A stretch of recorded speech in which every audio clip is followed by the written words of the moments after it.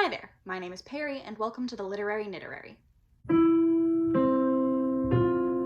Alright, hello my friends. I'm sorry to end up another video behind on this project, but yesterday I got a little bit of a migraine and having my eyes open was just really annoying. But today I've spent a lot of the day working on my 2020 reading spreadsheets that I can bring out my 2020 statistics video, and also just generally working on my organization and my Notion setup for the new year, so my little nerdy brain is very happy. But yeah, I hope you're all doing well. I hope you're all excited to get started on the new year, and without any further ado, let's get into the Odyssey. So in this video, we're going to be talking about books 13 and 14 of the Odyssey. In book 13, Odysseus finally makes it back to Ithaca. The Phaeacians give him gifts and put him on a super fast self-steering ship. Odysseus falls asleep, and overnight the men row him back to Ithaca and then take him off of the ship, still sleeping, along with all of his treasure, and they leave him on the beach. Athena casts a mist over the land so that when Odysseus wakes up, he does not initially recognize Ithaca and thinks he's been sort of abandoned somewhere else. And Athena comes to him in the guise of a young man. He asks her where he is, and she replies that he's in Ithaca. Odysseus responds with a lengthy and fabricated backstory, at which point Athena smiles and reveals herself to him and talks a little bit about how the two of them are just both so smart. And then basically the two of them hide Odysseus's treasure in a cave and make a plan to help out Telemachus and kill the suitors. To help with this plan, Athena makes Odysseus look like an old and wizened beggar. Meanwhile, Poseidon is kind of pissed off that the Phaeacians helped Odysseus, so he gets permission from Zeus to punish them. As the ship that rowed Odysseus home is returning to port, he turns it to stone and roots it to the seafloor. The Phaeacians see this and become afraid and start sacrificing to Poseidon. It's not entirely clear what happens to them. Poseidon expresses his intention to crush their city with the sea and also to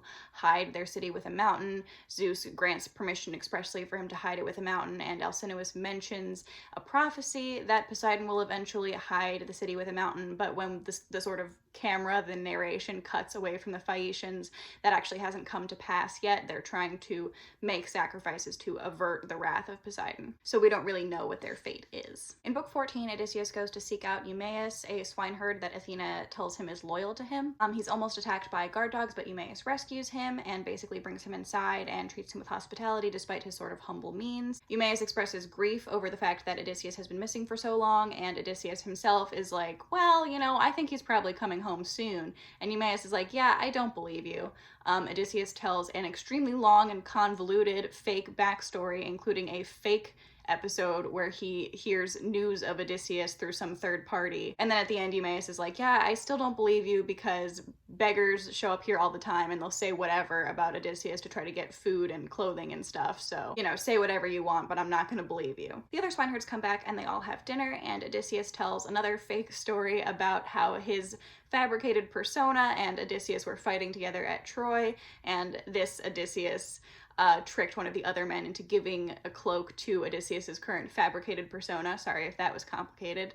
And in reward for telling a good story, Eumaeus gives him a warm cloak to sleep with for the night, and they all go to bed. So we're done with backstory, or at least with real backstories, and the narrative is moving forward. Throughout the rest of the poem, Odysseus's powers of deception and trickery will be important themes, as will the themes of recognition and identity, as a series of parallel recognition scenes play out as Odysseus reveals himself in turn to the different members of his household. We have our first version of one of those scenes in book 13 when Odysseus and Athena basically reveal themselves to each other. Given that book 14 is entitled, in this translation at least, A Loyal Slave, referring to Eumaeus, I thought this would be a good moment to bring up some of the themes from the section in the introduction on enslaved people. So I first noticed this when reading the Iliad, because I did read the Iliad before the Odyssey way back in 2016 when I encountered the texts for the first time. But I noticed that you have the sort of major players who are the rich people, the military commanders, the heroes, the kings, the lords, the people who get names, the people who the camera zooms in on. And then you have a bunch of nameless, borderline faceless characters who do not have that kind of land or money or power or status, and who are essentially ignored. As you read the Iliad, it doesn't read in the way you might expect the description of a battle to, with conversations about where the forces are stationed or moving to, discussion of lines or flanks or charges. Instead, it's basically presented as a series of one-on-one battles between different named heroic figures. Similarly, when I was first reading the Odyssey, I was very struck by the callousness with which Odysseus regards the death of literally all of his men. He brings a bunch of Ithacans with him to Troy, and those of them that do not perish in battle literally all die in a variety of gruesome and terrible ways on the way home. Some of them are speared and eaten alive, some of them drown.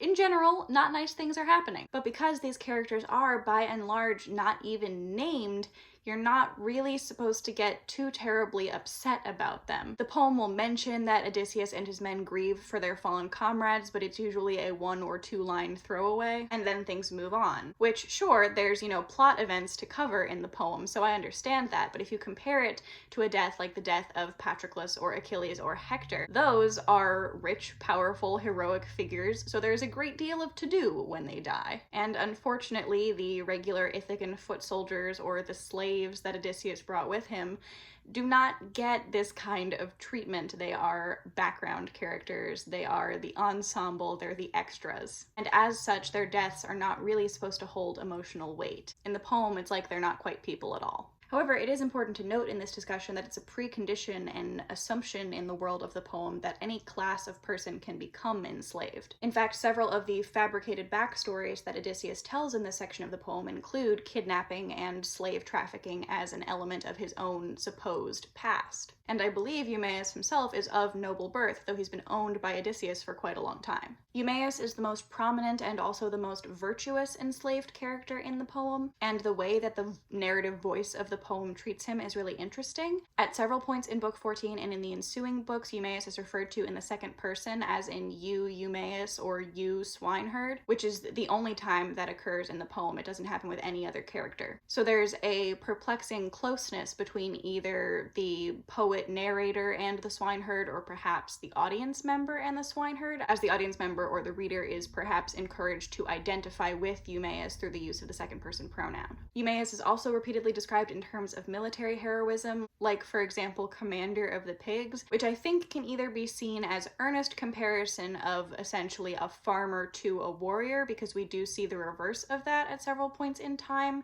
in the Iliad and the Odyssey, where there are these sort of extended metaphors where I know there's one that's like, Odysseus was exhausted as a person who has driven his plow all day is exhausted and yearns to sleep, right? So the poem could earnestly be portraying Eumaeus as a noble enslaved character. Or those descriptions could also be tongue-in-cheek and take on a slightly more derogatory edge, as if you called someone like the king of sweatpants or something, Wilson goes on to argue that Eumaeus's nobility and his position in the poem as the paragon of virtue for enslaved people comes from his dual willingness to subsume his own identity and interests into those of his master.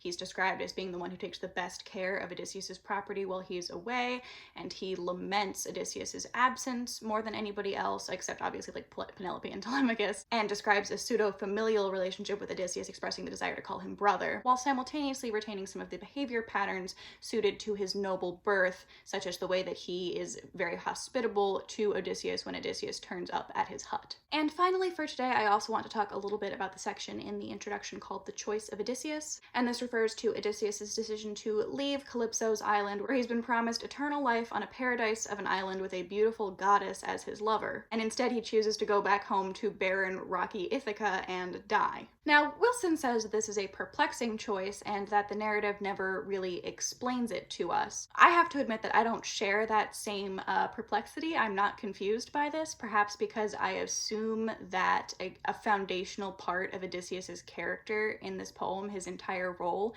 is that he wants to go home. He's trying to go home. It's so much a part of who he is that it could be one of his epithets, He is Odysseus who yearns for home. It feels central to my understanding of him as a character, so this choice does not feel confusing to me. Interestingly though, Wilson argues that Odysseus's choice is direct parallel to Achilles' choice, that is to say, the decision to accept a mortal life full of suffering in exchange for a particular form of masculine honor and glory. In Achilles' case, that is glory on the battlefield, but in Odysseus' case, it is reclaiming his rightful position as the patriarchal head of a powerful, wealthy, and prominent family. But she goes on to argue that his acceptance of a mortal life is not equivalent to a willingness to submit to change, and that in fact he wants to maintain his dominant position in his household not for a moment but for all time. Odysseus's choice to be with Penelope is associated not only with an admission of human mortality, but also with its opposite, an insistence that a man, it has to be a man, might be able to claim or reclaim a permanent position at the head of his particular social ladder.